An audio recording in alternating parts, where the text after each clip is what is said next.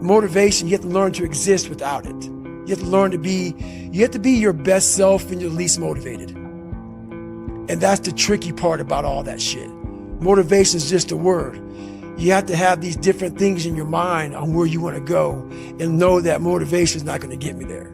Are you not in the world? Are you not in society? You're never alone. Everybody's going through shit. So when people get this mentality of like, you don't understand me, you can throw a fucking rock to someone that can understand you if they're willing to break themselves down and stop hiding. Fuck your motivation. Fuck your motivation. You need discipline. Because motivation's not there every day. I'm missing motivation most days. Wow, Some really? days, yeah, sometimes I got motivation. Some days I'm like, fuck yeah, today I felt good. I can't wait to get to the gym. But a lot of days, like, gotta get to the gym. And then once I get going, then I feel great. Yeah. And I feel great when it's over.